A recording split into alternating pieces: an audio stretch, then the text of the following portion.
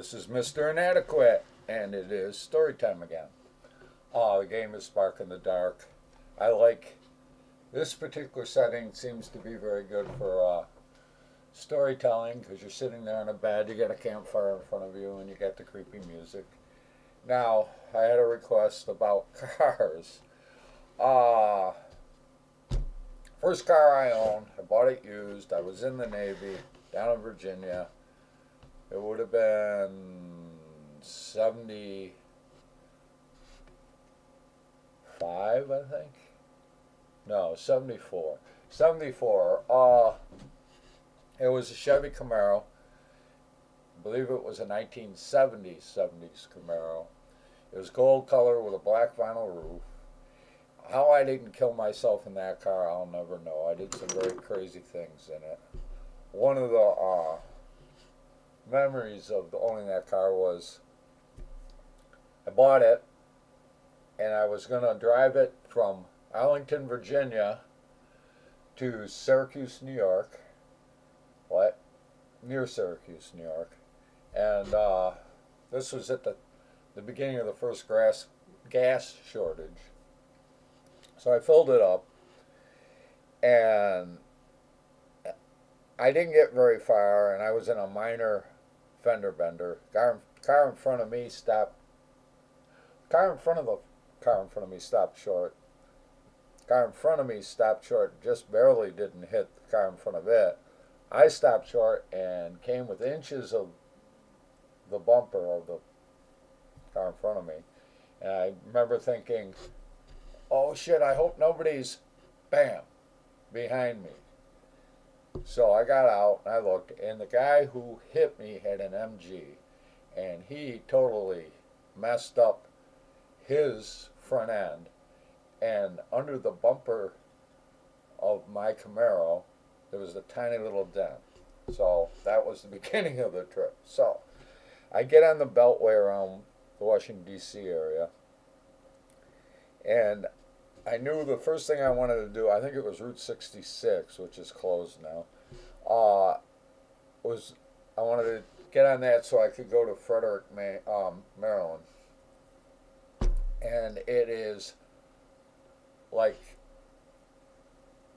the Friday before July 4th, and I'm driving up, and I'm on the beltway, and it is bumper to bumper traffic.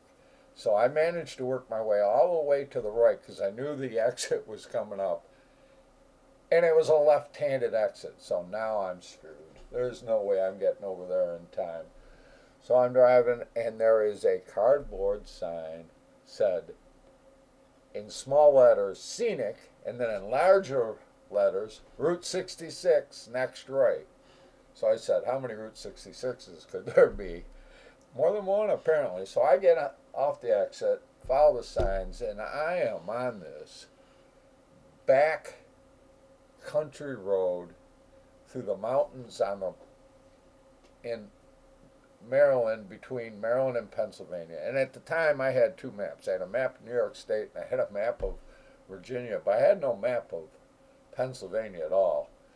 So I had no idea where I was. I'm driving up and down these mountains. They're not Rocky Mountain mountains, but it's a rural area. I swear to God, I went by Mom and Pa Kettle's farm. They were selling eggs for 1 cent a piece. So finally, I pick up a hitchhiker, and I told him, I'll take you where you need to go. All I need to know is how to get on Route 81 north from here. He said, you can't get there from here. And I'm there, oh, fine. So I drove, and I let him off where he wanted to go, and I finally found an entrance to Route 81 after driving for a while. And remember, Camaros, they get gas, and this is a time when gas was hard to get. So I'm on Route 81, and I remember I'm driving, and I'm in a Camaro, and there was a guy with a Chevy with pipes coming out of it. I remember that. And there, I can take him. So we were doing 120 miles per hour when we went through the speed trap. Cop didn't even chase us. So I kept going, and finally, just as it was getting dark, I found a gas station and filled up my tank. And they turned off their lights as I was leaving because gas stations closed at dark, at least in Pennsylvania at that time. So on my New York State map, it showed as far down as Scranton and Wilkes-Barre. And I knew I had enough gas to get from Scranton to Wilkes-Barre to Syracuse. But I had no idea how far I was from Scranton, Wilkes-Barre. So I was going up a large hill, and there was a pullover on Route 81. It wasn't an official one. It was like just a large bare spot along the side of the road, away from the traffic and everything. And I pulled in there, locked my doors, and crawled into the back seat of the Camaro. And I don't know if any of you have had a 1970s era Camaro, but the back seat was tiny, and I'm 6'4", and I managed to crawl in there and curl up, pull a blanket over me, and go to sleep. And then there's a rapping on the window on there. Oh shit, what's going on? And it was a Pennsylvania State Trooper asking me if I was okay. And I said, yeah, I'm too tired to drive. I figured I'd pull over here. And he said, well, you stay safe, but that was a good idea. Don't drive when you're too tired.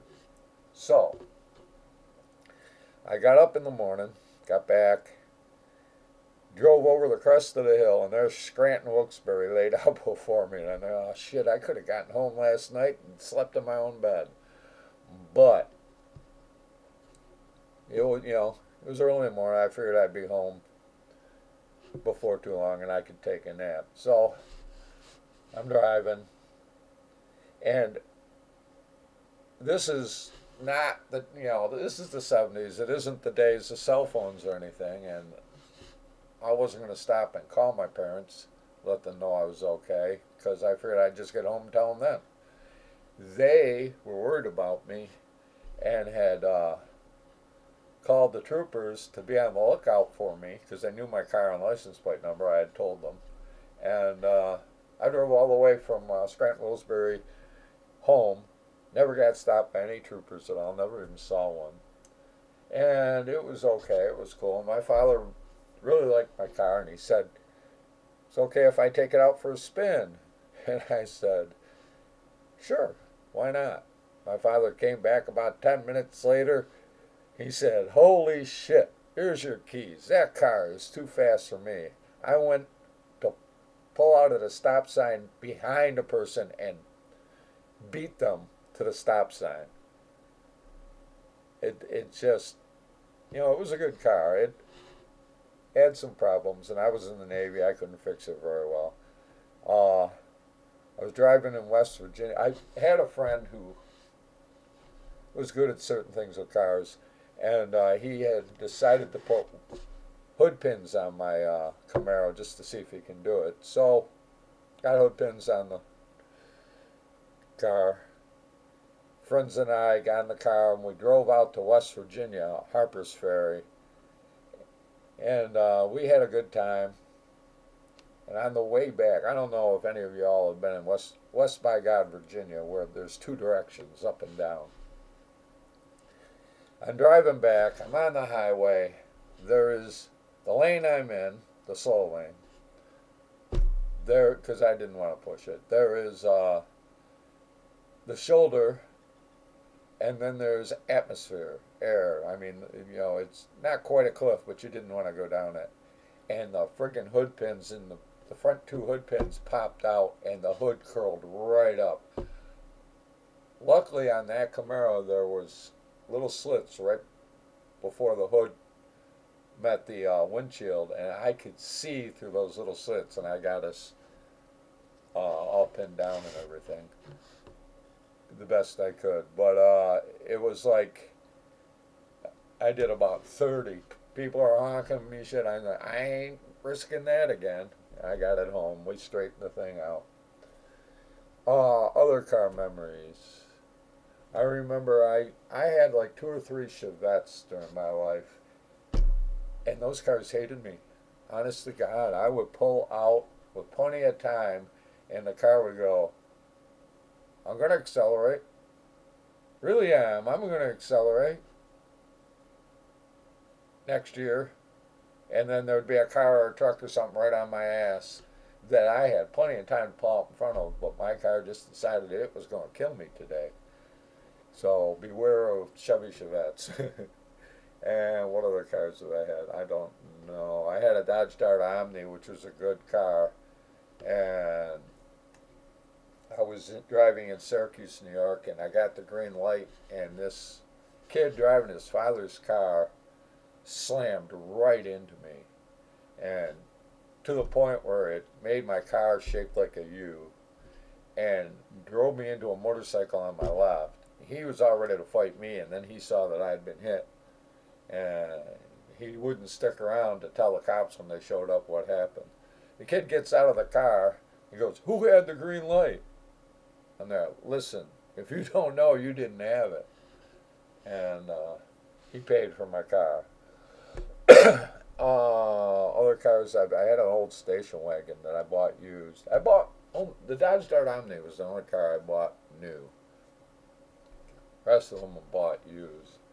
And that station wagon, bought it in Bridgeport, New York, and drove over half of New York, all of Massachusetts, because for a little time I was living in Great Barrington, Massachusetts, and Connecticut, drove all through Connecticut. Now there's an intersection near Great Barrington, New York, where if you're headed south out of Great Barrington, if you turn right, you're in New York State. If you go straight, you're in Connecticut. And if you turn left, you're still in Massachusetts. And you continue that way. But it is one of the most confusion, because there's no signs or anything. There's nothing, welcome to New York or welcome to Connecticut. None of that. So if you don't know where you are, you certainly don't know what state you're in when you go through that intersection. It was an interesting place. I hiked a little bit of the Appalachian Trail and around Great Barrington, New York, and there was a mountain. I forget the name of it, to be totally truthful. You could probably Google it. Not too far on the way to Pittsfield, I think it was. And I used to climb up. I like to hike. I used to climb up and down that mountain. It's a mountain that a lot of famous people have climbed up and down. The guy who wrote Moby Dick used to picnic on the top, and it was an interesting area. I like New York State better, though. Upstate New York. I don't really like New York City. Let's see now. Other cars I might have had. I haven't had a car in 30 years or more. Just couldn't afford it. And, and I still get these phone calls. We're calling you because your car's warranty is up. Yeah, it's been up for 35 years. I turned it into a junkyard. It was that old station wagon, which caught on fire once. The wires caught on fire when I was driving it once. That was interesting. Trying to think what else. My mom had an old Plymouth. This was when I was a teenager. She had this Plymouth. It was a Plymouth. It had no other name. It was just a generic little Plymouth. I used to take that fishing all the time.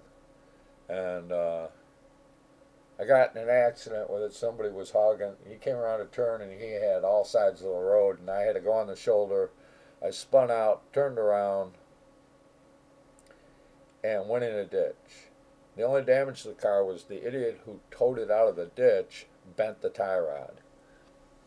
So be careful on that stuff. It's cars. I was never good at cars. The Dodge Dart Omni, I got a flat tire on that once in a driving thunderstorm on Route 31, I believe it was. And I was in a bad place on a curve, and I could not get the lug nuts off the tire. And a New York State trooper pulled over, yelled at me for where I was. I said, I didn't want to drive on a flat tire, and it's a bad spot. Yeah, but I can't get the lug nuts off.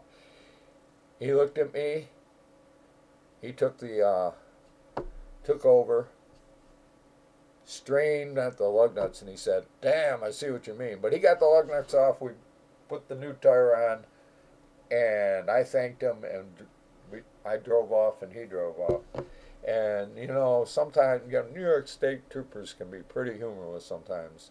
And he wasn't a happy camper out there in the middle of a thunder and lightning storm with me changing a tire, but he did it. He helped me, and shout out to New York State troopers. I've also encountered Virginia State troopers, and they have less of a sense of humor. I saw one Virginia State trooper on Route 95 going south out of D.C. towards Richmond pull over 3 cars at the same time that were speeding. They went by me like I was standing still, and I was doing at least 60. Whoosh, whoosh, whoosh. And then a second later, the trooper went by. A couple miles up the road, there's the trooper handing out tickets to all 3 cars. Yeah, you just don't mess with Virginia State troopers. Now, I remember I rented a car after the Navy. I stayed with some friends in San Diego.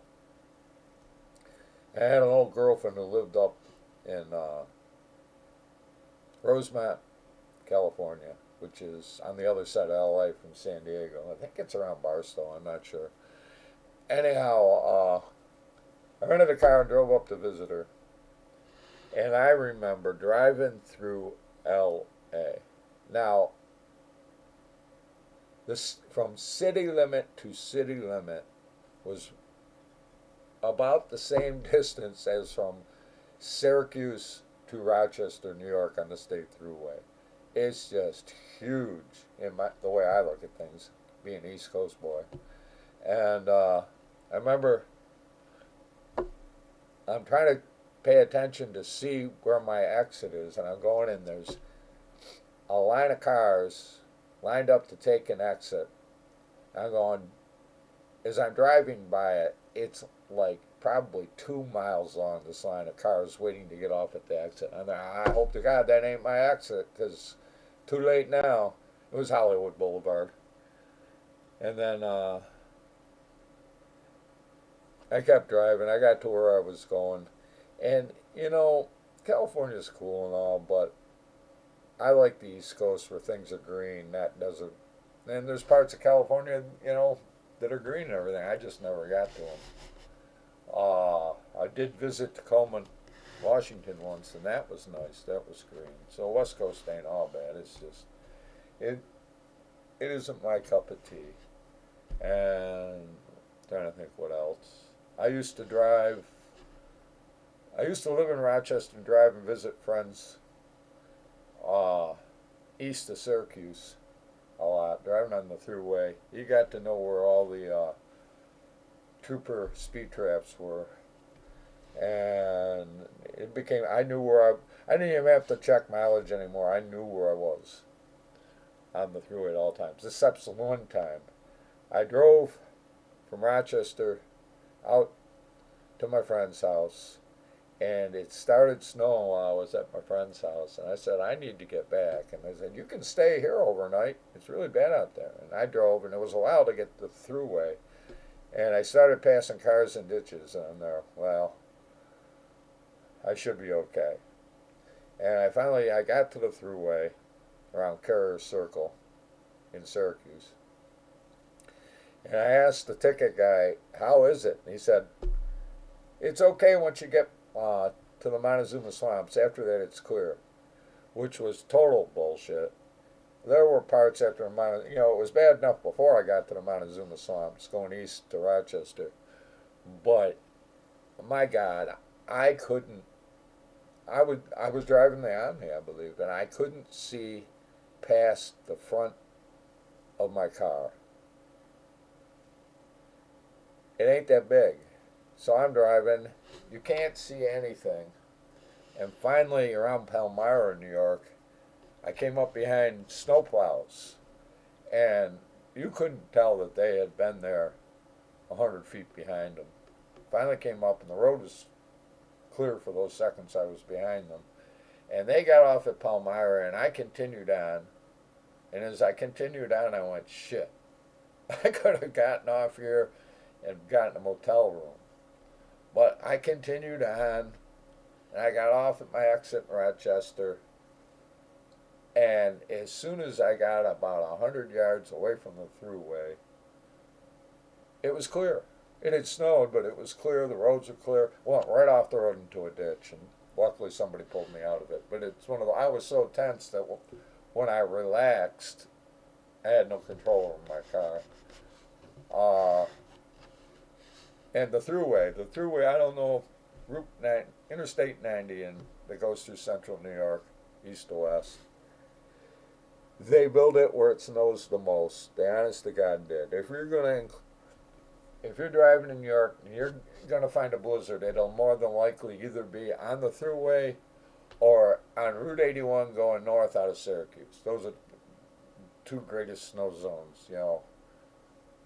It's just it's snowing in New York. Where's it snowing? North of the thruway. That's how we look at it. And other things about snow, as long as I'm kind of on that topic. I spent a winter in Oswego, New York, and we shoveled 4 feet of snow out of the driveway twice. Snow that had fallen overnight. The winter was so bad, we had a postage stamp of a front yard. I was living with friends. We had a postage stamp of a front yard, and we would shovel the driveway snow into it. It wasn't that big a driveway. It was wide, but it wasn't long. And a couple times during the winter, we had to get a pickup truck, shovel the front yard into the pickup truck, took about 3-4 loads, go out in the countryside, dump the snow in the countryside, come back, and we had to do that a number of times during the winter. It was incredible. After I lived in Oswego, the friends and I moved to a tiny little place on the Oswego River called Bundyville. And for those of you who know the area but don't know Bundyville, it's exactly across the river from the Minetto Theater, which is a drive-in theater. Still open to this day, I do believe. Anyway, it was funny because we were at the midpoint between Oswego, New York and Fulton, New York, and it would be snowing in Oswego and it would be snowing in Fulton, and we wouldn't have any snow. It's weird how the weather is. It's because of the lake effect. The wind coming off the lake, if it's going in one direction, it'll hit Watertown, places like that, Oswego. Then if it's blowing from the north, it'll hit Fulton and Syracuse and places like that. Rochester doesn't get as much lake effect because they're on the lake, but they're in the middle of the length of the lake. Oswego's on one end. Buffalo's kind of at the end. They're more at the end of Lake Erie, but the Niagara River connects Lake Erie and Lake Ontario, and Buffalo's big, so it kind of spreads out. But they get more Lake Erie snow, but they don't get that much Lake Ontario snow. And Rochester does. They get it sometimes. They get storms and stuff like that, but not. The wind has to be blowing from the due north. And lots of times when you get lake effect like that, it takes a couple miles inland before it actually starts accumulating a lot. And of course, because of all the snow and cold, there's a lot of ice fishing up here. I stopped doing that after I used all my luck up. I fished on thin ice that I shouldn't have. I was catching walleyes, but I shouldn't have been out there. But I lived, and now I don't go back. Let's see, what else can I ramble about in story time? Just trying to think. I don't mind the winter that much. I did a lot of hiking in my youth in the winter. I don't do it so much anymore because I don't have a car, and the friends that I like to hike with don't live around here no more. But if you dress right, you don't get cold. You got to make sure you don't get too sweaty because that's worse than getting cold, really. And you got to wear layers. Wear a couple shirts, sweatshirt for the hoodie, and then a winter coat. And you're keeping the core of your body insulated and warm. You need those air pockets, what it is, between the different layers. The air, it doesn't have to be a very thick layer of air, but as long as the air between the layers of clothes stays warm, you stay warm. And I enjoy being out there, crisp, clean air. Everything looks pure because it's white. You gotta be careful, or you might slide down a hill on your ass. But other than that, it's a good time out there. And there isn't a lot of people out there because nobody likes hiking in the winter, except for the crazy people like me. And I don't like when it's hot and humid. I spent a couple summers in Arlington, Virginia, and the first time I was there, we had a summer where it broke the record consecutive number of days, 90 degrees and 90% humidity. And I just don't breathe warm water. I just don't breathe warm water. And so that was in the Navy that first year. And then I went to Hawaii, it was more of a desert climate than anything else, really, for the most part. More like San Diego than anywhere else I've been. And then I came back, and after a while I ended up in Arlington, Virginia again because of work.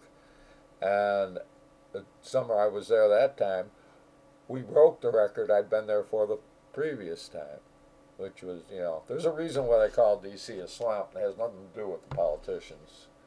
But it's pretty country there. I like Virginia as far as pretty country. Used to hike around the Shenandoah Valley and the Massanutten Mountain Range, which is a very odd geological formation, and the Appalachian Trail goes through it, and the George Washington National Forest and places like that. We used to fish different places down there. And then before the summer I worked after the Navy that set the record. I had lived down in Petersburg, Virginia, which wasn't quite as bad, but it was still hot and humid, muggy. Did a lot of fishing down there. Caught a lot of catfish and bass. Caught a catfish on a floating Rapala, which everybody says you never do. But I did. And that was one of those really interesting. We were in there was three of us in a small boat, and the guy was he had a trolling motor on it. He was trying to get it started. I was trying to land this probably a 5-pound catfish on an ultralight tackle, and there was a current. It was fighting real hard, and the third guy had a paddle, and he was trying his damnedest to keep a water moccasin out of the boat. It was one of those, reel that fish in, keep that snake out the boat, will you get that engine started, kind of deals. So anyhow, we were fishing down there, Petersburg, Virginia. Now, I don't know how many history fans are listening. But, okay, what was it? Swift Creek, I believe it was. It's a tidal creek. And when we had started, the tide was going out. But around noon, the tide was coming back in. Or was it vice versa? Yeah, it was vice versa. The tide was going out. No, it was going... Well, whatever... I'm all confused. I'm sorry. We couldn't go back because the trolling engine wouldn't fight the current that was coming down the creek now. So the tide must have been going out at that point. So there was it looked like a creek, and we went up it, and we're fishing it. We're catching some good bass back in this swampy woods area. And it was funny because the creek was straight edged, and it went straight, and then it would bend off at these weird angles, or there would be this open area that was shaped like a diamond with other straight areas coming off it. And it wasn't until later that I realized that those were the old siege works from the siege of Petersburg at the end of the Civil War. So, interesting times. I don't think of them real interesting anymore because, I experienced them and they're part of my history. But, if you guys want to hear more about this stuff, I tried to cover the topic of cars. You know, to me, cars are more of a pain in the ass than they are a convenience. But,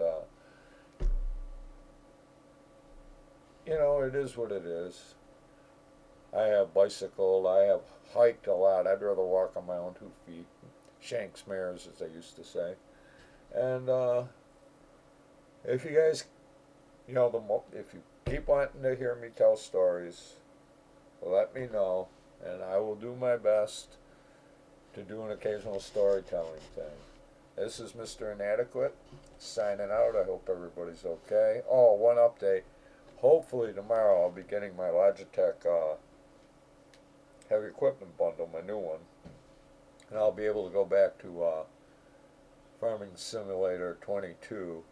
I'm probably going to have to kind of start over again because I'm rusty. Now, it may not seem that way because there'll still be videos coming out until the 12th, but I haven't played in a couple of weeks. Well, I played a little bit with the W key and the steering wheel, but I don't even have the steering wheel anymore. That's all gone. It got returned. Now I'm waiting on the replacement. So, and I like the Logitech heavy equipment bundle, but be very careful with the cable that goes between the steering wheel and the pedals because if you break that, you're screwed. They don't tell you how to get a replacement part for it. So anyway, this is Mr. Inadequate signing out, and everybody have a good one.